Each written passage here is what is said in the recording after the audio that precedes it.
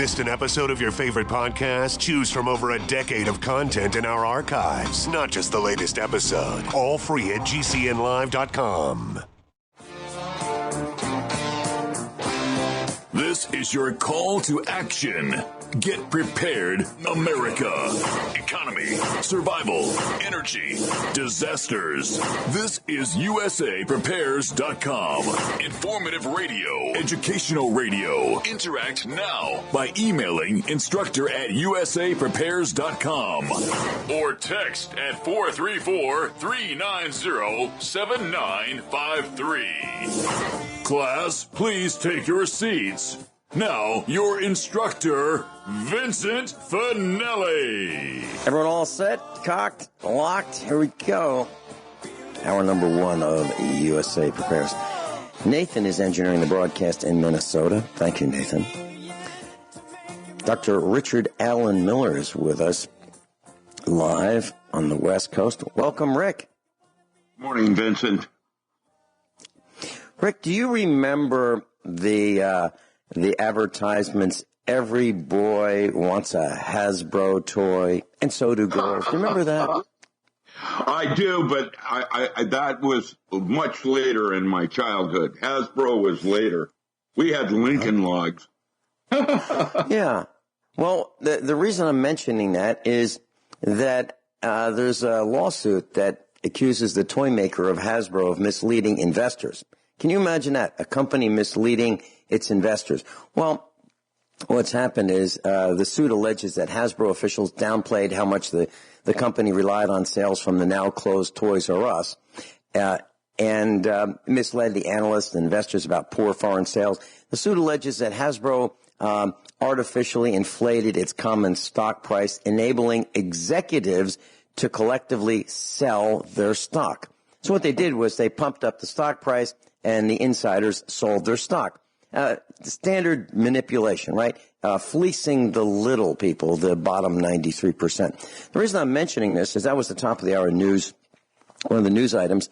And I remember Hasbro, and every boy wants a Hasbro toy, and so do girls.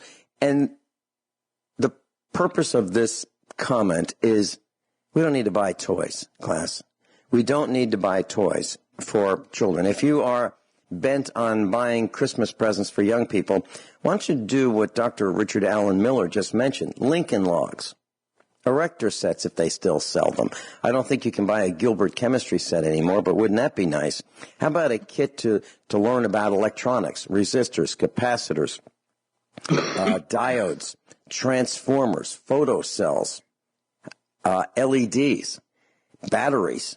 How about learning about that? How about instead of buying these overpackaged pieces of Chinese junk, how about buying something that is educational, is durable, and will teach your children something that will be of value to them for the rest of their lives? How about that? Rick, any comments? Well, yeah, the Chemcraft chemistry set is where I started my life. I remember getting that, and that's why the military loved me. I was making pipe bombs when I was 10 years old. They weren't called pipe bombs back then. They were little rocket ships. With my Chemcraft chemistry set, I was making gunpowder. And I could go down to the hardware store and, I could go down to the pharmacy and buy anything I wanted. They had a whole wall of chemicals. That's all gone now. But back then you could get rose flour of sulfur. You could get potassium nitrate. You could get anything you wanted.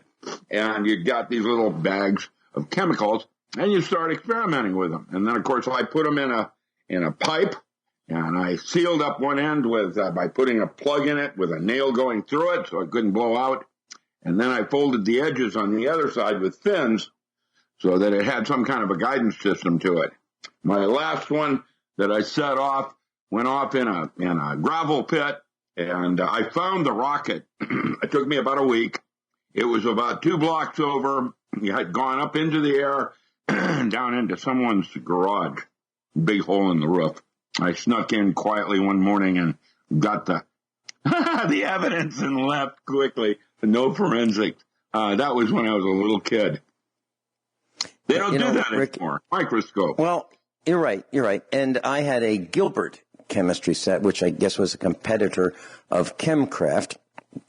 And I used to make gunpowder, and I used to make those pipe bombs also. But we didn't call them pipe bombs, just as you said. They were literally rockets. They were closed-end tubes. Rocket ship. Yeah. Yep, and you could turn it upside down with the exposed end up and light it with a fuse, and you could see the thrust coming out as the rocket was trying to bury into the ground. And it wouldn't go very far in sand, but you could see the thrust of it. And you're absolutely right. There's a mixture. Gunpowder is, I don't know if we're allowed to say this, but in case we are, gunpowder is simple. It's a mixture of 3 chemicals, sulfur, charcoal, and potassium nitrate, which is also called saltpeter, KNO3. And it was common. I mean, heck, back in the 1960s, I was making that, for fun. I was making hydrogen gas and oxygen gas with 2 electrodes and a battery, and I was collecting the hydrogen gas and putting it in a container and bringing a match from a distance, and here it go pop. Kind of like what happened to the Hindenburg when it was set on fire. And people believe that the Hindenburg was deliberately set on fire by a 30-06 cartridge at Lakehurst Naval Ammunition Station in the 1930s. By the way, I was at a huge flea market, huge, acres and acres and acres on the East Coast, and there was a picture of the Hindenburg. Actually, it was a photograph, and it's probably 18 by 24 or close to that size. I don't have it with me right in the studio yet, but I will. I used to have it in the previous studio in another part of the house. Well, as I'm redecorating the studio here, I haven't gotten everything back in, but I do have this photograph. And on the back, it was in the office of a high-ranking military official at Lakehurst Naval Station in New Jersey. So this guy had this, and I don't know how it ended up at this flea market, but I bought it for probably $35. And I thought that was the coolest thing. Now, maybe $35 wasn't the best use of my money because I can't eat this thing, but it sure is cool. And it's a photograph, and I don't know if there are any others. But it's of that very Hindenburg on the voyage prior to its incineration at the same Lakehurst Naval Ammunition Station. As a matter of fact, my wife's grandmother had a farm, and they heard LZ-129, which was the Hindenburg, flying over the farm on its way to Lakehurst Naval Ammunition, or Lakehurst Naval Station, just before it blew up, a short while later. I mean, within less than an hour. True story. So that was my experience with learning about chemistry, and I learned about electricity. I learned about magnets, electromagnets.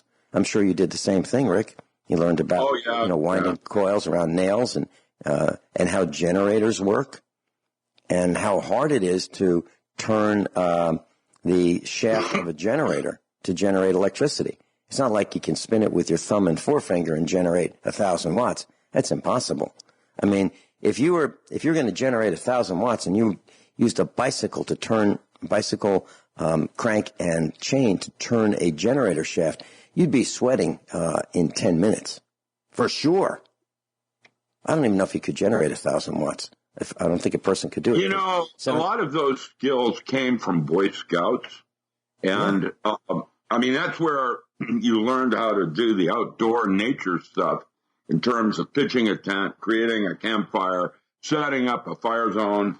Those kinds of things were, with Boy Scouts, and you learned how to find water, you learned how to find food, you learned how to cook food over a campfire. What's happened in our educational systems now are such that nobody has a clue anymore on how to do anything like that. And when you look down in California and what's going on right now, I have some inside information that is kind of creepy. Half of the fires that California has experienced this year were artificial. They were not real fires. They were done with intent. One was about China that owns that property. And so what they're doing is burning people out so they can take over the land. And another is the one in Paradise. We're about 400 miles from Paradise, where I am up here in Oregon. And there were people from Paradise that are completely homeless in Grants Pass setting up mail accounts at the post office. When I go to the post office every day, there they are, homeless. And, I have this one picture. What happened? It's really a weird trip. This guy, his wife was pregnant. They wanted to determine the sex of the child without doing ultrasound. And so they have this little game they do where they have two targets, one male, one female, way, way, way down there. And you aim at it and try to hit the target. And whichever target you hit is what the sex child is going to be. And what happened was the male goes up in the air and a fire started. And that one burnt 4,000 acres. Now, some of it was with particle beams. You can actually, from space, see the laser strikes. Another one was lava. What does that mean? That means that the plate's shifting. Another one is, it just goes down the line where we will never know exactly what happened in California. Look at the fire damage after the fire is gone, and you see all these trees standing, and the houses are slagged, gone. And yet, the bushings, the shrubbery around the house is fine. It's all intact. How does that work? You can explain some of it with a rooftop collecting, barium oxide that will, from chemtrails that will at some point cause that roof to explode like phosphorus. But something else is going on. And my guess is California has been targeted as the first part of the United States are going to give back to China. And I can't prove any of this, but my gut tells me that, just saying, right where I am, the fires are extremely unnatural, and we're in a weird solar. Yep. All right, we'll be right back with Dr. Richard Allen Miller. Mark, you're up next. Dr. Richard Allen Miller's with us. Mark likes to call in. Mark in Illinois likes to call in when Rick's on the air with us. Welcome, Mark. Hey, good morning. I got 3 points I wanted to, lay out a kind of a foundation, and then, see what kind of discussion we could have about it. But the 3 points are the Nevada test site and St. Gerardo in Missouri and Area 51, Edwards Air Force Base, where I was stationed at in the Air Force. Anyway, I remember in Nevada test site when they detonated the atomic bomb, what I read about it, that they had reports of seeing these balls, these red balls. I've seen one of these before in my lifetime. They're very rare if you see them, but they're it was probably the size of maybe my 2.5 feet, 3 feet in diameter. It was a red ball. Well, what happened is when they detonated these nuclear warheads, or when they first detonated the atomic bomb in Nevada, shortly after that, these red balls of fire started to show up all over the place, and they went on for weeks and weeks and weeks. And it would people would see them shoot across the surface of the earth, and maybe about 10 feet, 20 feet off the ground, and then just go straight up in the air. And what I see, or what I have actually been able to put together over all the years, and I had experience with, I don't call it UFO, I call it IFO, because I can identify it. But what these powers of darkness, these Nephilim, called the Raphim, what they were able to do is when those balls of fire, they were able to pull that energy out of the atmosphere. Our government didn't know when they detonated the atomic warhead that actually opened up a vortex. It opened up a portal for them to move through. And what they were doing is they were pulling the energy from the nuclear explosion out of the atmosphere, where they were able to manipulate, because these are the fallen angels, and they're able to manipulate matter and antimatter, and they take that power, that energy, and they build these aircraft, these vehicles, like you were talking about the Hindenburg, and they can build these spaceships that they can move around in that people see, but they're not really physical. They're more in a manipulation of a spiritual sense. Now, the other thing is, too, is that in St.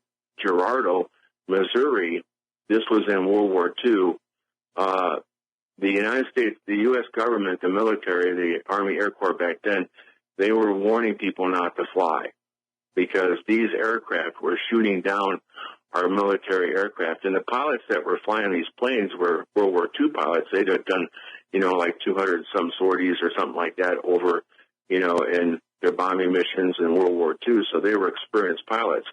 And one of these DC-3s crashed into Cape Girardeau, into a hill in Missouri, I think it was 1945, and it was shot down.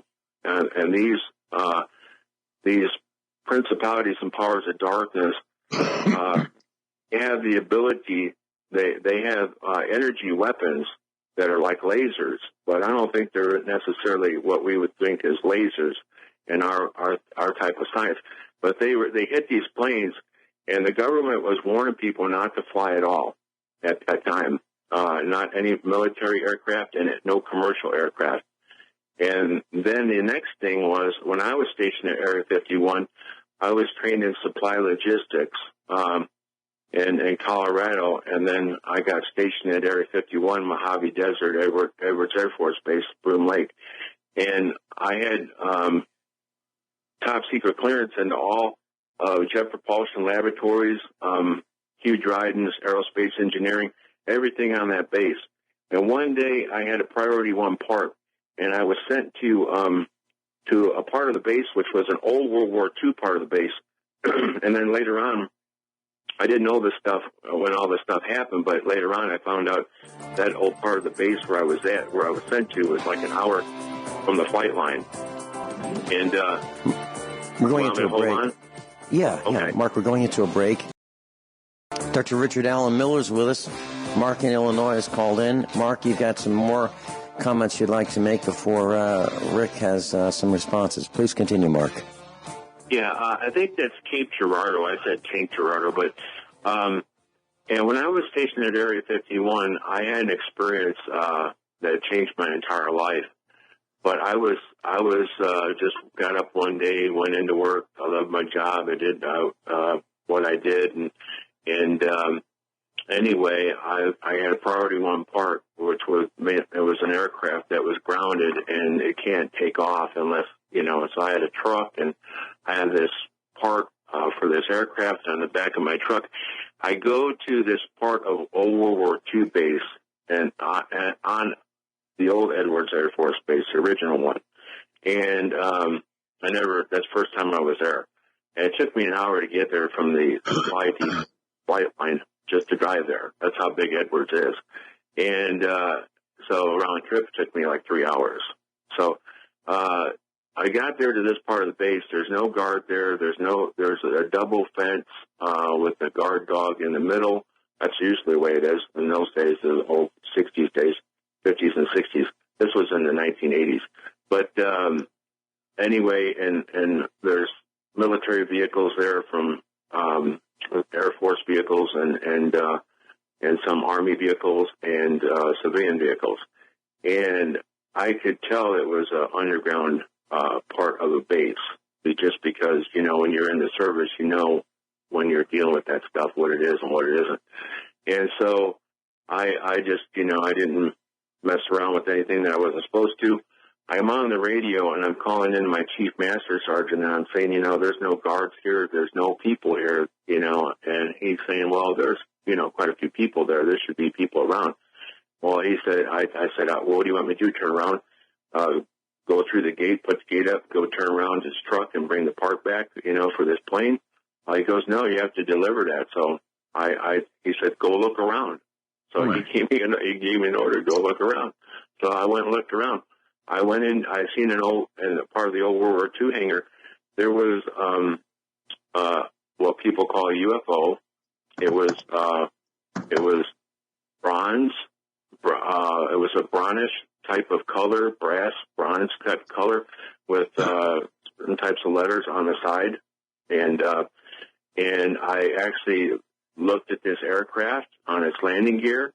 And as I remember, looking back over that, I remember seeing the old World War II hangar that I was in. The floor was cut out where you could see it was an elevator. And so where this aircraft was brought up from underground. Well, anyway, bottom line is I reached out and I touched this aircraft, this what people call UFO. And when I did, I seen a force field travel through my body, and I don't know how to say it, but it was like a force field, like a wave of energy that traveled through me, and I seen it travel through the whole building and just disappear. And a guy that I knew, George Metcalf, who was under John F. Kennedy, was an Army Air Corps in World War II, and he was appointed to build the Space Center and over at Cape Canaveral Space Center. And he was there on the base at the time I was there, and so he asked me some questions, to prove that I was there, that this was all real. And anyway, he told me that, that should have killed you instantly when you touched that aircraft, because that was a force field, and it should have just threw you through the air and automatically killed you. But it didn't kill me. So anyway, I got back on the radio, and everything, this was SAC base back then, strategic command, everything monitored by radio. So I get back on, I turn around, and as I'm leaving out of this compound, because there's an Army base not too far from there, and as I'm leaving this base, I'm watching these choppers, these Shealys coming in, about 3 of them, real low, and I'm watching out the back of my truck mirrors. I'm watching guys rappelling out of these choppers. I'm going, oh my God, something really bad happened there. I don't know what happened, but something happened. So I get back to Flight Depot, the flight line, supply depot, and my chief master sergeant says to me, he goes, the commanding officer wants to see you. He's a full-bird colonel, and he wants to see you. And so he called me up, and, he asked me, he said, what did you see and what happened? And I said, I seen an aircraft. I didn't tell him what it was. I just said I seen an aircraft, and there was nobody there at this base. And well, anyway, as soon as I get down from there, he dismisses me. As soon as I get down, my chief master sergeant said, "What's the hell's going on?" He said, "OSI is on the phone."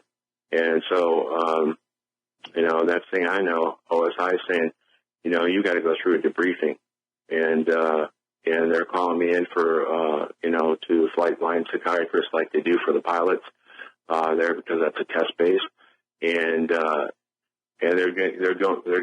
going through a big debriefing that's lasting like 3 days. And one of the guys in the OSI revealed to me, he goes, you know what happened? And I said, I don't know. But I said, there's nobody there. It says, just very strange, very mysterious. He goes, 68 people died, and you're the only survivor. And he goes, we want to know what happened. And what did you see? And I said, I told them. So they put me through 3 hours of briefing in the morning, and then give me lunchtime, and then they put me through another 3 hours of debriefing, backwards, forward, like good cop, bad cop, and and they put me through debriefing for 3 days. And they had people there from the Pentagon, they had all kinds of people, because actually 68 people were killed that day. That aircraft that they brought up from down below the earth on that part of that base, something happened. Something went terribly wrong. And I'm telling you what, these powers of darkness, these Nephilim, these Raphaim are very real. And I think the message that I have, it deals with what you're talking about. It's not a coincidence. You're talking about the Hindenburg. the Lord is telling me to tell you this story because you need to stay out of the air. You need to stay out of flying. And commercial airline jets are going to get shot down by these powers because we're living in a timeline. We're living in time right now when things are escalating all over the world with natural disasters. I call them God disasters. And these powers of darkness are actually, this is a point in time for them to rise up, and because of everything that's happening in the world. And it's very dangerous right now for you to be in any type of commercial aircraft flying in the air, because what happened at Cape Girardeau could happen many more times over again. And that's just what I wanted to comment on. Can I take on? Please do. Okay, so I have been to Broom Lake, and I have seen the nuclear waste dump that's there. That's what it was primarily. They had artifacts, they had experimental aircraft, they had an underground base there at Broom Lake, but and I've been to level 8. I went 8 floors down. So I've been and seen some of what you may be trying to describe. I don't know. I was there in the early 70s. It's different today. It's abandoned today, and they've moved it over to Dulce and some other places, I think. But the original Broom Lake was where they were stockpiling a lot of the nuclear waste from the original experiments that they were doing with nuclear bombs. Now, regarding Nephilim, I was asked to do a radio with the BBC talking about a skull that was found in Pennsylvania in 1820 before the UFO scares were going on. And it was discovered in Pennsylvania, up near Pittsburgh, I think it was, and dug up anthropologically. Found the thing was huge, and the skull. And this is before we had aliens, UFOs, and that kind of thing being described. Cowboys versus aliens. And the skull was set to the Smithsonian and then eventually disappeared. Now, my part of the radio was to discuss what happened. And, of course, none of us know exactly what happened, but it turns out that the skull happened just before Joseph Smith formed the Mormon religion and took a large conglomerate church from a Methodist minister. And that Methodist minister dogged Joseph Smith into Utah for almost 20 years trying to get his flock back and his church back, and to no avail. And what happened is the Smithsonian was formed by the 2 sons of that Methodist minister. And I personally have no knowledge of this, but it's a simple guess that they probably dumped it in the Atlantic Ocean in an event trying to vet their father in terms of close encounters and alien encounters. That's what the Mormon church was based on, and he was trying to get his flock back, and when this skull was discovered, and it threw a kind of like a hitch in the giddy-up, and I think the 2 sons that were running the Smithsonian at that time. Now, today, those skulls are being discovered everywhere. And when I was at Shiprock, New Mexico, I worked at the Navajo Community College there, teaching courses and on agriculture. I encountered several Navajo students, friends, that talked about the giants during the period of Anasazi that would be cannibals. And so there is no question that there are other life forms on Earth. That's one of the things the military had me do, was vet out, werewolves up in Wolf Creek and shapeshifters down in Grants Pass, Oregon, and that kind of thing years and years ago. These legends all have roots somewhere in reality. And what the military wanted to do was to vet what was nonsense and what was real, worthy of pursuing further studies. Dr. Richard Allen Miller is with us. Mark in Illinois is with us, and we're talking about Area 51, an aircraft that Mark saw, an IFO identified or UFO unidentified. Mark, what was that aircraft? Well, it was a. Well, you have to understand in the Bible it calls it shades, and it talks about the dead things, and that's that language in the Hebrew means the Nephilim, which were the giants, and when the giants died, their evil spirits called the Raphim, or what's on the earth today. They're the ones that inhabit these vehicles, these aircraft that people call UFOs. And what I'm trying to tell you is that they're not aliens, they're evil spirits. The Navy went after these 1945 in the South Pacific. These vehicles came up out of the ocean and attacked our aircraft carrier in the South Pacific in 1945, World War II. And then the Navy went after the antediluvian bases. They had detonated hydrogen bombs underneath the ocean to blow up the antediluvian bases of the giants. So these are evil spirits. And what I'm trying to tell you is that there is a revival of these powers that are going to be coming in, really powerful. Now get ready for this, because if you're going to be flying, you better be really careful, because these vehicles now are going to be manifesting themselves by shooting commercial airline craft out of the sky, and also military aircraft, because we're escalating. You have to know the biblical timeline that we're in and what's happening all over the world with extinction level events as well, and the second coming of Christ, and all this stuff ties in. That's what I'm trying to tell you, and that's what I wanted to see if Dr. Miller would comment on this, because this is very real. You go to Cape Girardeau and you can see the evidence of where this plane was shot down, military plane, it crashed into a hill there. And so this can happen again, and it will happen again. And we're entering into a time of escalation of these powers. They're evil spirits. They're not aliens. They're evil spirits. And they have the ability to bend matter and antimatter.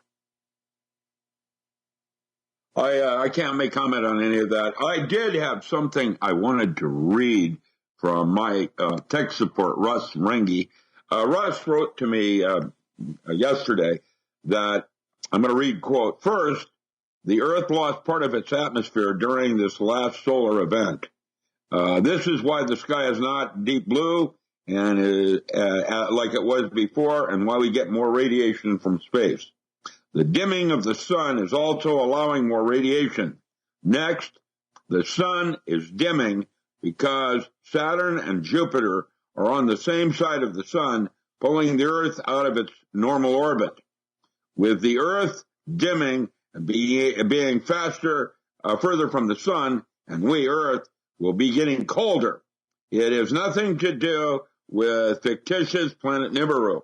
Now, this is my Navy handler. So, Earth and all of the other planets never traveled around the sun. They are being pulled behind the sun in a spiral manner. That's a correct visualization. The sun is moving through space at Mach 12. There it goes. Meow. And the Earth is not circling the sun, but trailing the sun, trying to catch it in a spiral type of thing. Now, once you see it from that point of view, Earth and all the other planets never travel around the sun. They are being pulled behind the sun in a spiral manner. This is what gives us the seasons, not the alleged tilt of the poles. Sunlight at sunset will vary greatly depending on what is in the air and seasons because of the refraction of light, and no one really understands what's happening when the light reflects.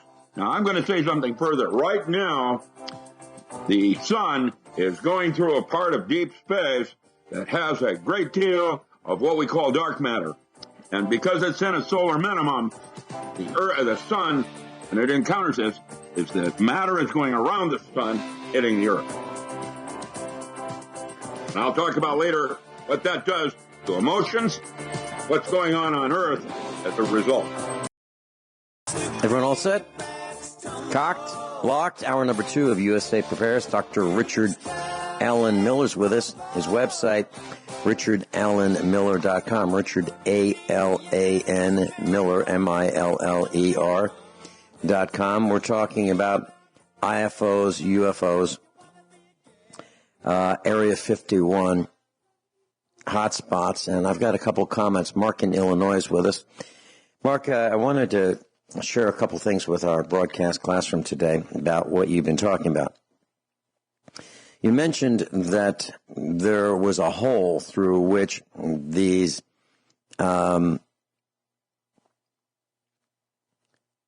what I don't know what you'd call them, non-humans are coming through. I call them evil spirits.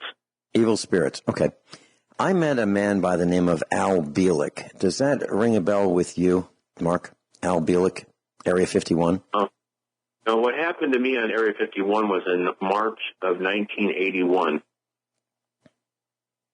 Okay. How about Al Bielek and the Philadelphia experiment? Oh, yeah, I know that. I recognize the Philadelphia experiment with Albert Einstein first. Yes. Well, Robert Van Neumann, Albert Einstein, Nikola Tesla.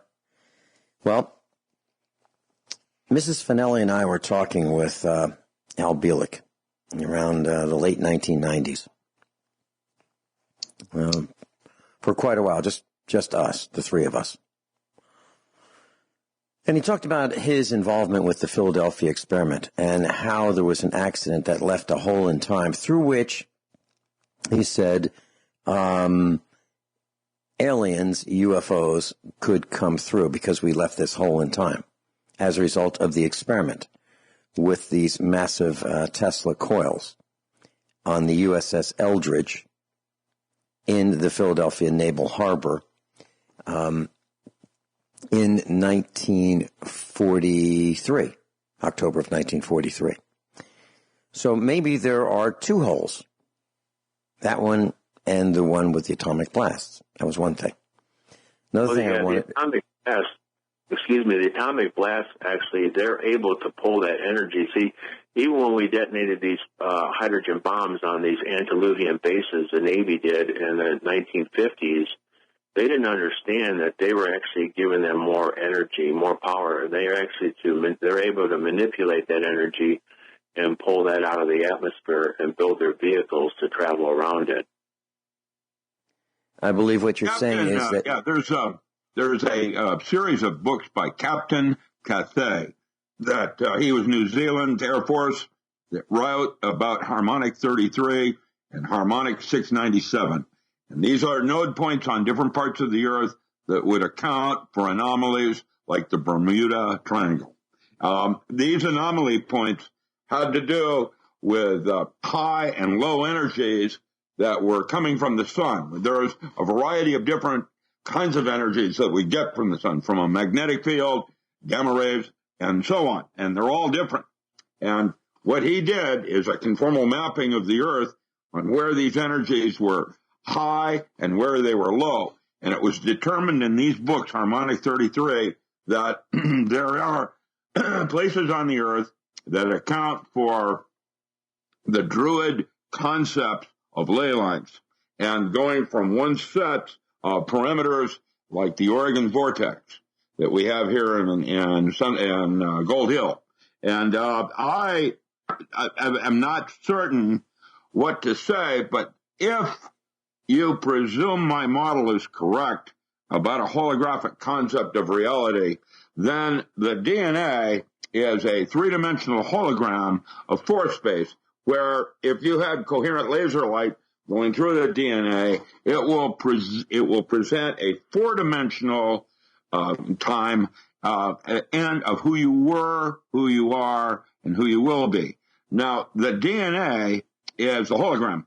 And if you had low energies, like very low energy, like no coherent light, what would happen to the image of a four-dimensional human being with the DNA not having the radiation going through it to create the fourth dimension? It would be in place, it would be there, but it wouldn't exist. Now, that was a model that was set up early on, trying to understand why there are some kinds of geographical variances on the Earth that are anomalies. And this has to do with the core and some of the other parts of the Earth that are this, where it's that, and they're shifting lavas and so on. It's an interesting model, and the reason I'm bringing it up is because I'm not sure what an evil spirit is, but boy, when you start talking about Anunnaki and the Nephilim, they existed. There's physical evidence, anthropologically, even today. Giant. Yeah, they were the giants. Okay, so what exactly? And they are mentioned in the Bible as the Watchers that helped Noah. And now, with that said, what is going on here? Well, the first thing that comes to my mind is that we were not, if we were created by something, because when we talk about the concepts of evolution, man didn't evolve. There are missing genomes in the blood type and other kinds of things where all of a sudden we have a Homo erectus and now we have a Homo sapien. And how did it go from here to there? And there's no models that can validate the concepts of evolution. And so today, in current research with genome studies, they're not presuming we evolve. There's other things going on that are signals or triggers. And on a very minute level called microtubule level that are setting a go, no-go situation of whether something moves in this direction or not. Now, Hammeroff and some others today are suggesting ORC, O-R-C-H, models of consciousness, where, what happens is you move toward levels of pleasure. It's a good or no good, like the Greek had divine tragedy and divine comedy. There were absolutes. It was like either you had to laugh your way out of it or you had to cry your way out. And that's the noradrenaline serotonin loops that I've started to explore in my own pursuance of evolution. And I have made some discoveries. I don't know what they mean yet. Stay tuned in Film at 11. But when Vincent gave you my new website, I have redesigned my website. It just changed last week. And nobody's seen it yet because I haven't heard any comments from anybody.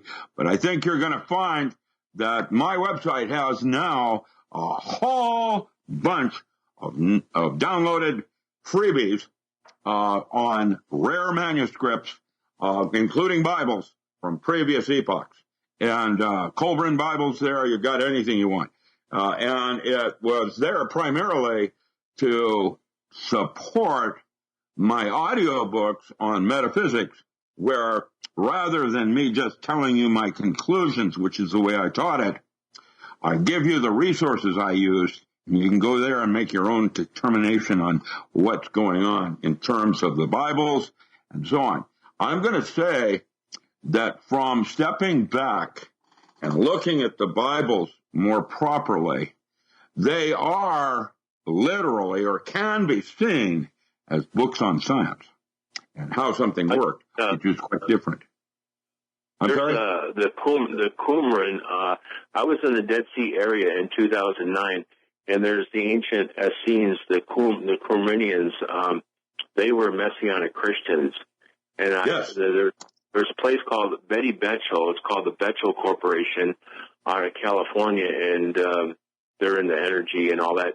And anyway, what she did is she got a hold of all of the scrolls, the Dead Sea Scrolls, over 800 Dead Sea Scrolls, and she microfished them in 1961. And so she's the only person in the world that has a complete book of the Dead Sea Scrolls. And what the Dead Sea Scrolls actually represent, or what they do say, is the Son of God. Well, there's there's the Nag Hammadis. There's a whole series of different scrolls, not just from the Dead Sea, that were discovered. Oh, yeah, but I'm just saying, there's one book. I'm waiting for this book, but there's only one book right now that contains all 800 copies of these Dead Sea Scrolls that were written by the Christian Messianic community. Yeah, and how do you vet, one person's superstition with another person's observation? And even a snapshot or photograph today. I have pictures of the sun right now that are coming into me every day today, showing that the sun is going through some weird physical changes. And when I say physical changes, I mean literally different. And I think we're going to have a revolution shortly in the science describing what the physical world is and what it is not. Yeah, in this book on the Dead Sea Scrolls, it mentions the Essenes, what they mentioned in Qumran, Dead Sea area. Yeah, that's right. The Qumrans. It's about the sons of light and the sons of darkness, and that's what this war. And I believe this war, this end time, this war that's been going on since Adam, and even before that, because you go to Jeremiah chapter 4 or 5. You can see that there was an extinction level event that happened on the earth where all civilization was wiped out. And that's Genesis. Well, not all of it, because there's, we're not quite all. There were always survivors. Crawled. Got a couple comments that I'd like to make with Mark, if you can stand by for one more segment, Mark, and about what you've been talking about. Dr. Richard Allen Miller's with us. Mark's with us in Illinois. Mark, thank you for spending about an hour and a half with us. But I've got a couple quick comments and a question. You mentioned an airplane crash in Cape Girardeau, Missouri. That's near St. Louis. Can you tell us a little bit more about that crash? Well, at that time, the government was issuing there were many commercial airlines, and there were military aircraft that were being shot down by these IFOs, identified flying object, the evil spirits, the Raphim, the descendants of the Nephilim, and there was something like a ban where the military was actually telling their people not to fly commercial aircraft or military aircraft at that time. And that was pilots that were flying that plane that crashed into Cape Girardeau. They were World War II pilots, so they were very experienced. And that aircraft received holes in it from lasers. It was shot down by lasers. All right. The reason I asked you is Bert Bertonis is one of our senior engineers and instructors here at USA Prepares. He designs telecommunications hardware for some of the big companies. He is a expert witness. He's a consultant, and he consults for some of the largest telecommunications companies in the world. He lives in Silicon Valley, California. I've known him for a long time.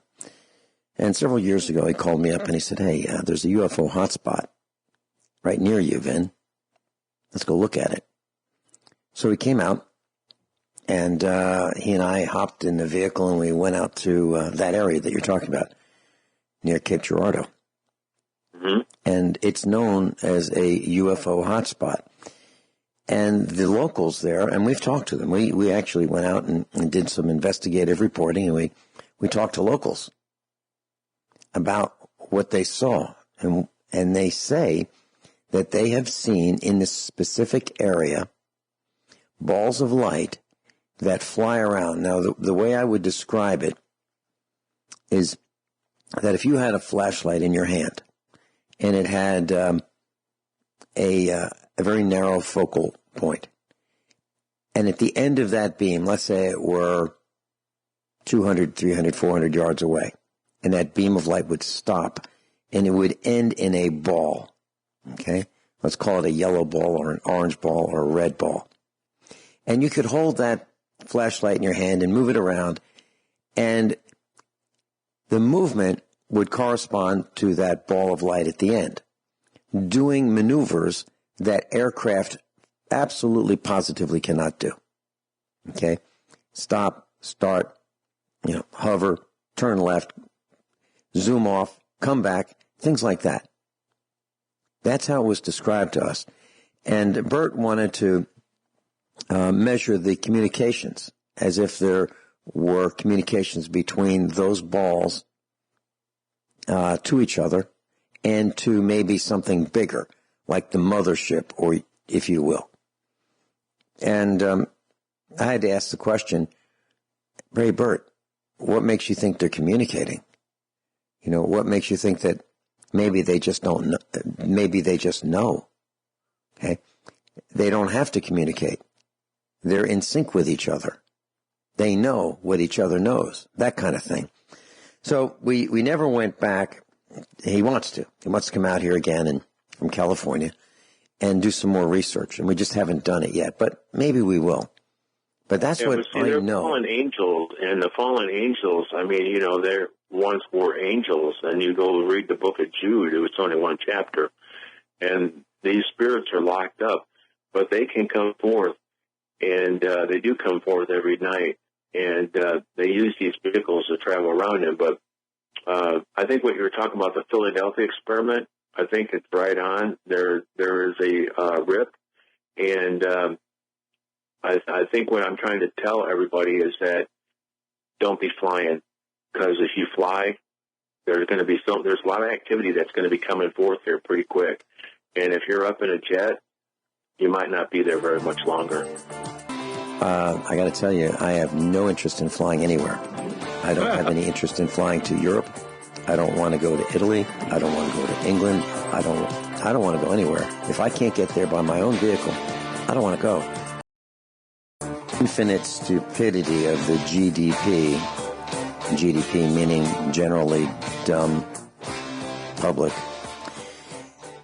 Rick, you mentioned that a guy named Dickey, Dickey, that's his last name, Mr. Dickey in Arizona, a Border Patrol agent, a government employee, fired a projectile at tannerite.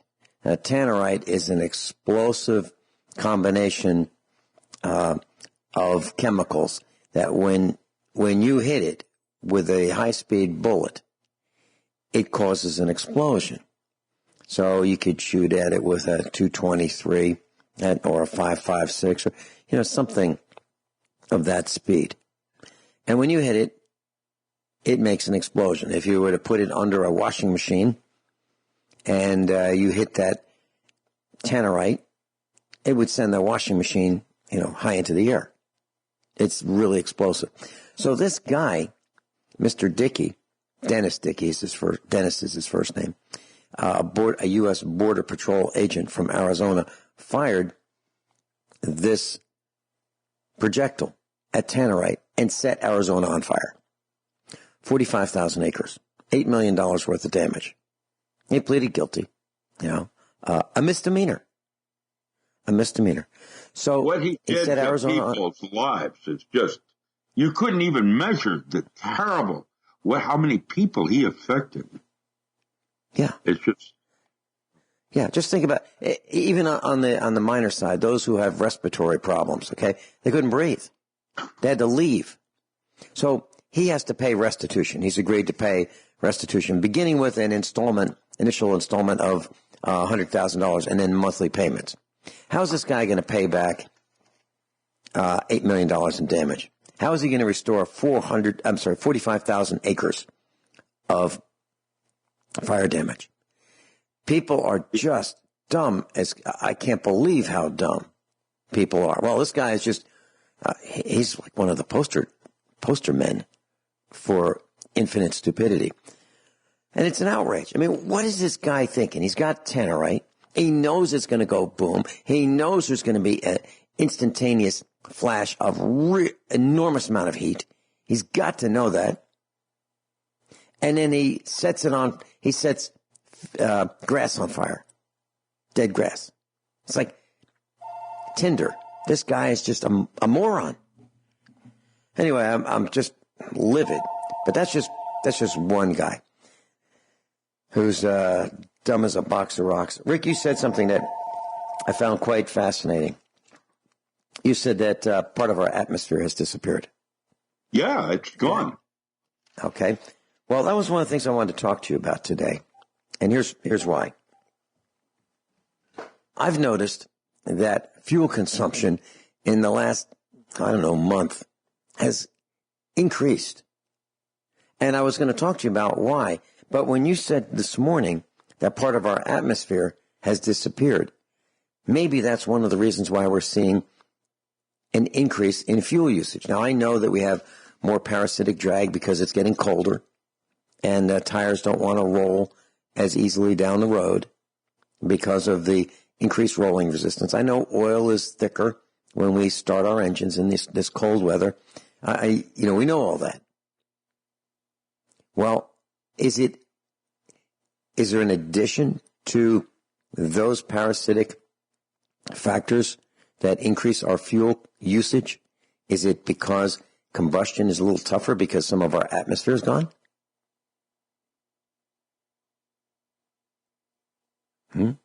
Yeah, you want me to make comment, and my physics would say, I don't know. But we don't know. What we are doing is kind of along for a ride. And while we don't have free will, we have true will. Be a part. If we had full disclosure so that we could make the right internal landscape-like decision-making, that's one thing.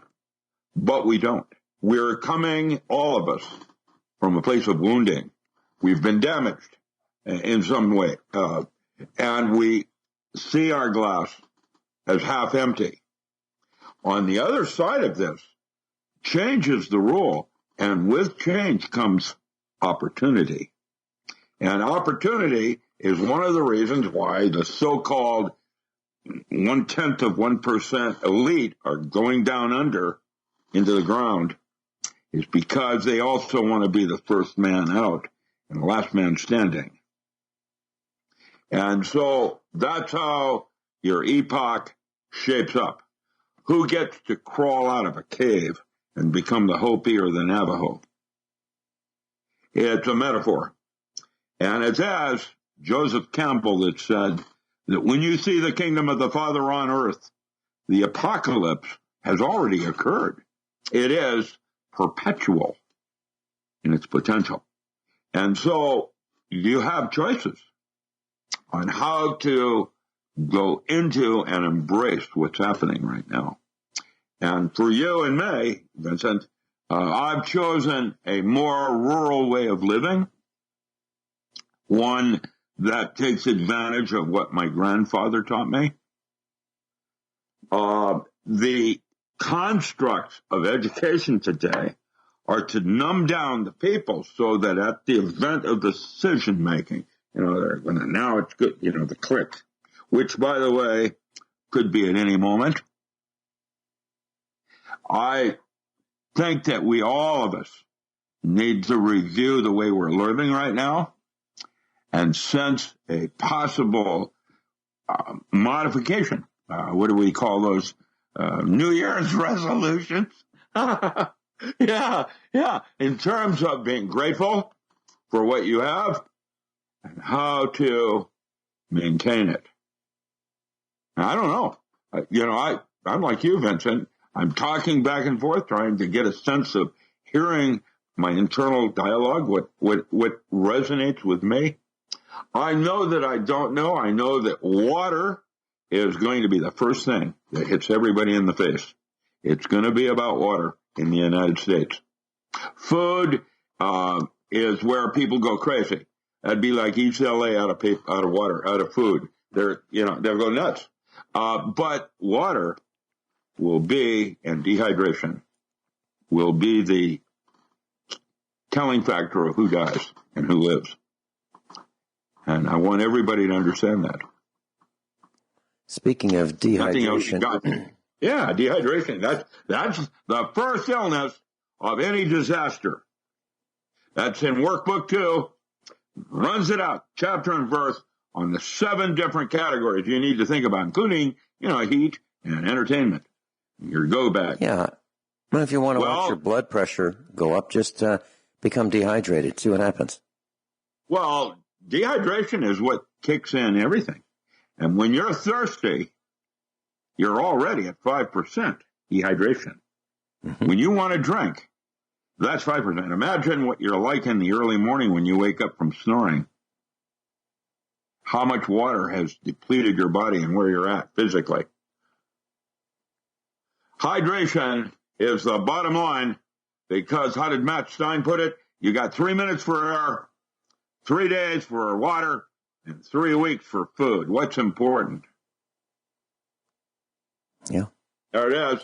And your air you breathe. There are numerous stories on Paradise, the fire in Paradise, where they thought they were going to die because they couldn't breathe. The air was unbreathable. And they couldn't get their breath. 3 minutes.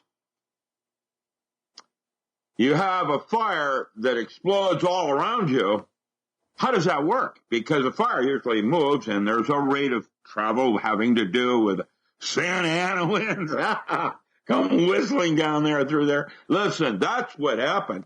These people have chosen to build in regions or areas known to have concern, and now it's been validated. And there's been legislation in California for years trying to stop that nonsense up in Big Bear and all the rest of it. Now, here we are with atmospheric changes that are literal. If you don't think that's not going to affect the weather, there will be a day after tomorrow. That means 100, minus 100, dropping so quickly, you have no chance of survival. It'll be just exactly like in the movies. And you better have your Gutenberg Bible available, because that's for about 10 to 20 days, you're not even going to be able to go to the surface. It'll be quick. It has to do with salt in the ocean. Yeah. Tell us more about that. What's that?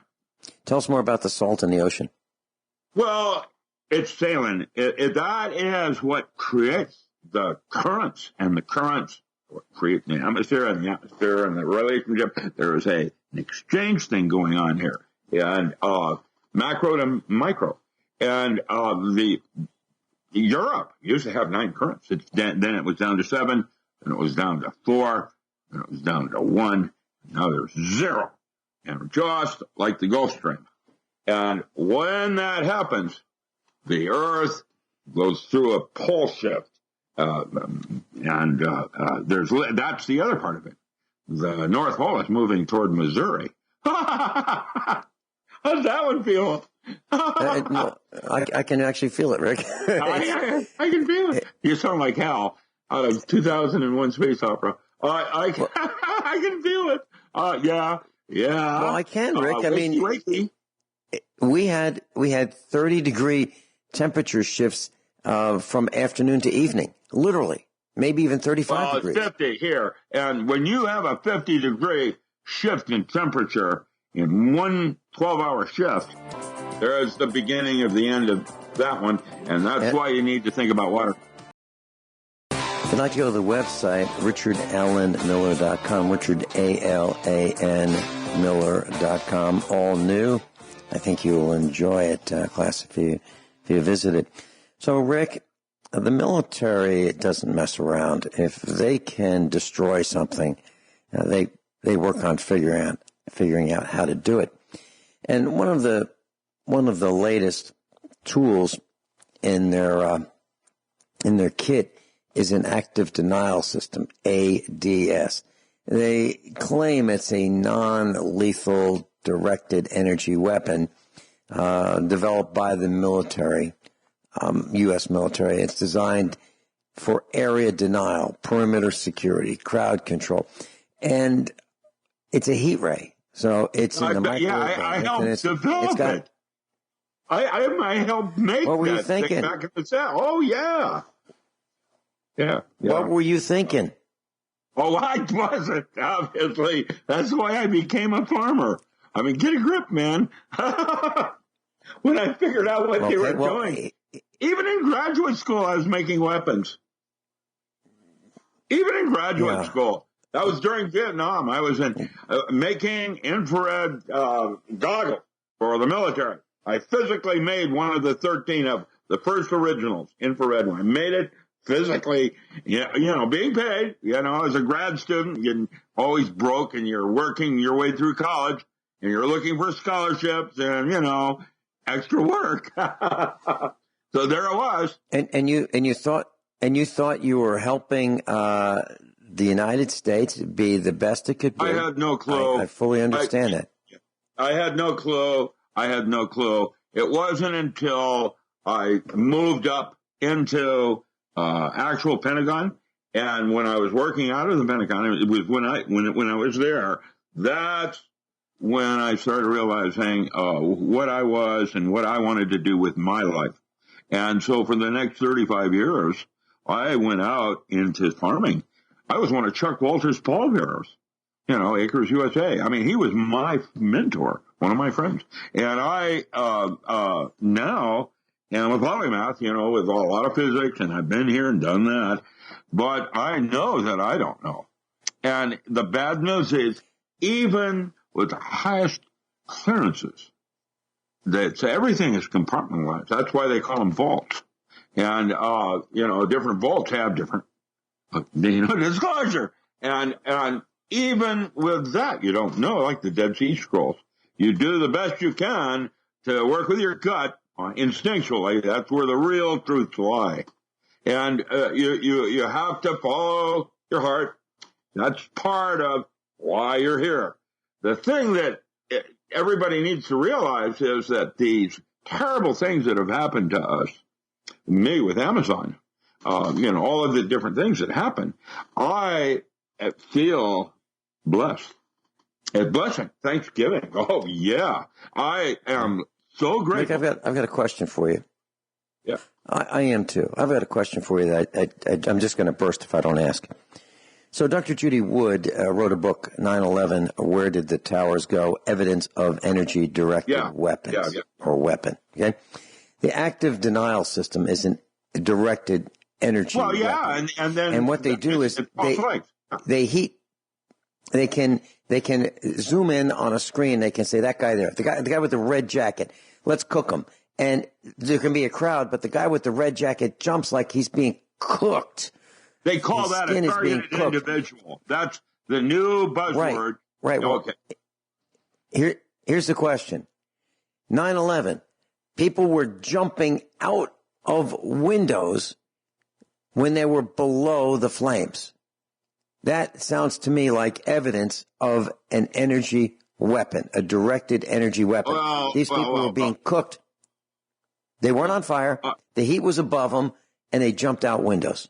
Okay, I don't know about that part. What I do know is a weapon that occurred during that period, which was a controlled neutron fluorine bomb, and with a precision of 1.4 nanometers. And that was being developed by Lockheed and Carnegie Mellon. And they're nanotubes filled with deuterium. And deuterium, people don't realize how plentiful deuterium is. Deuterium. Dr. Richard Allen Miller, thank you so much for being with us.